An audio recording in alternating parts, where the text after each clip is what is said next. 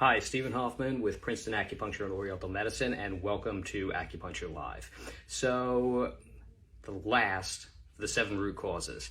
I know I've been away for a little bit. I was up in Cape Cod for the 4th of July holiday, and we had a new person starting here, and we have been extremely busy. So I wasn't able to keep on top of the videos the way I normally am, but this is the last of the root causes for disease, okay? So allergens and toxins, okay, they are kind of separate but sort of related subjects, okay?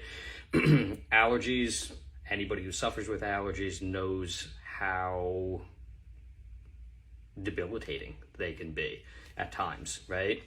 And this isn't just seasonal allergies. This could be allergies to foods or, certain products, detergents, so on and so forth.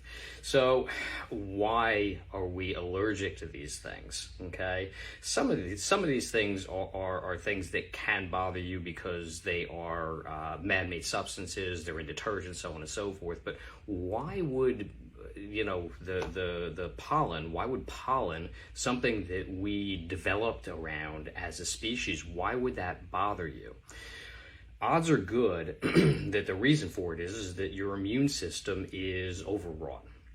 Okay, a lot of times this can come from digestion, it can come from leaky gut, where things are getting into the bloodstream that aren't supposed to be there, and the immune system reacts to it. And reacts to it, and reacts to it 3 days a day, every day for years and years and years. And then it starts to become overreactive, okay? And it starts to react to things that it shouldn't react to, okay? And sometimes allergies, as you know, can be deadly. They can cause anaphylactic shock, things that the peanut butter, things that you eat that you would think are innocuous, people have become more and more sensitized to, okay? So a lot of this is your body being overwrought. Maybe it's from digestion, maybe it's from processed foods, maybe it's from a whole combination of things throughout your life that has made your immune system be overreactive, okay? Toxins can be related to this because if we're dealing with toxins on a regular basis, I mean, asbestos, dyes, all kinds of additives in food, so on and so forth. If we're dealing with these toxins on a day-to-day basis, then our immune system again starts to become overreactive. Okay, and it's not just allergies. This can morph into or lead into things like even autoimmune diseases. All right, so it can get very, very serious fairly quickly. Okay, one of the biggest toxins, and I talked about dental, I think in my first Facebook Live about the 7 root causes for diseases, is mercury. Okay, mercury is one of I think it's the second most toxic substance to humans on the planet, and a lot of us have it in our teeth, and I think something like 45% of dentists still use mercury, and it can cause problems, far-reaching problems in the body. I find that when my patients are able to get that changed out, we're able to detox them, do some treatments, that things start to get better, okay? Another thing that I am seeing, and this has come about recently, is reactions to the COVID vaccine, okay, or overreactions to the COVID vaccine. I've seen people who have been debilitated after having the vaccine. Now, look, I'm not an anti-vaxxer. There's no doubt that the vaccine has, saved countless lives and protected, hundreds of thousands of people.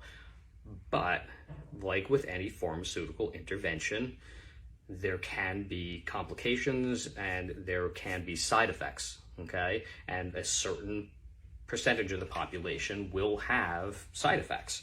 And a mentor of mine is going for his MD, and his thesis was on, and I think I showed you slides on this, blood electrification, where the red blood cells get pushed apart because you're putting electrons into the system, into the bloodstream, and it helps the body, it helps the immune system work better.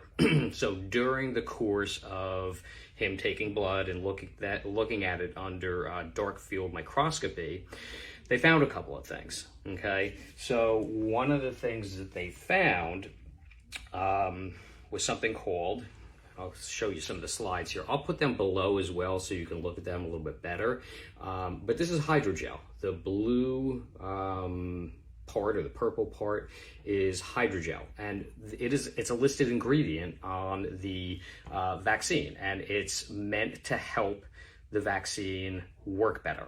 Okay. The problem is this is 15 months after this particular patient got the vaccine. Okay, so it's still in this person's system. And you can see on this slide, there's little granules inside there. And what they are is pathogens growing in there. And they appear to be a candida-like pathogen. Okay, so that's one issue with the vaccine. Another thing that came up when they were looking at vaccinated patients was these green crystals, okay? They're not supposed to be there, and they don't even know what they are, okay? Again, this was over 15 months after the vaccine. What the supposition is that the crystals may be leading to microclotting disorders, all right? The doctor who was doing the microscopy said that she's never seen this in 28 years of doing this type of work. So it is apparent that it is coming from the vaccine. Finally, one of the final thing that they're finding in vaccinated patients is something called Aspergillus, okay? Aspergillus is a fungus, okay? And that's this here and this over here, okay? It's a common fungus, but it is normally, and it says this in the section down below, that it is typically only seen in immunocompromised patients or AIDS patients, okay? So, you know, this is, again, over 15 months after this person had the vaccine, and these things are still in the system, all right? So the vaccine, it's no wonder that some people have a strong reaction to the vaccine, okay? And it may be the vaccine challenging the immune system, and then the immune system can't deal with these other things. It may be that this person's immune system was compromised anyway, all right? And then the hydrogel causes a problem, these green crystals cause a problem, and then it allows the growth of the fungus, the Aspergillus, all right? So the good news is that I can help you with this, okay? That quote unquote blood electrification treatment, okay, that helps the immune system work better, helps the red blood cells push apart, helps everything function better, will help get rid of this type of thing, okay? So if you were you know, somewhat compromised before and you got the vaccine and you have these things in your body, you know, maybe the vaccine did its job in protecting you from COVID, but maybe you need a little bit of help to help get these things under control, out of your body, allow the immune system to attack and do what it's supposed to do, okay? If the immune system is too overrun, it's going to prioritize, okay? It's going to take care of things that it thinks are the biggest problems, and it's going to leave other things go, okay? And this a lot of times is what happens with cancer. Cancer is allowed to continue to grow because the body can't pay attention to it. Normally everybody has cancer cells in their body, but normally your body recognizes them and destroys them, okay, before they can replicate and become a problem.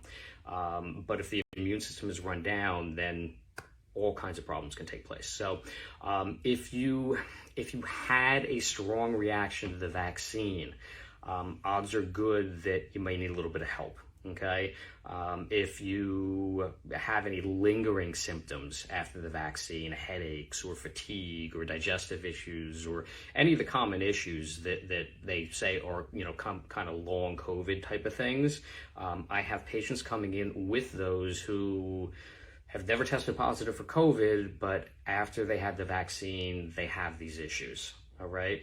So if you think you want to get some help with this, give us a call, set up a consultation, come in, I'll let you know what I can do for you, and we'll go from there. Look below, I'm going to put those slides if you're interested in taking a look at them, and if you have any questions, you can give us a call on those too. All right? Have a great afternoon.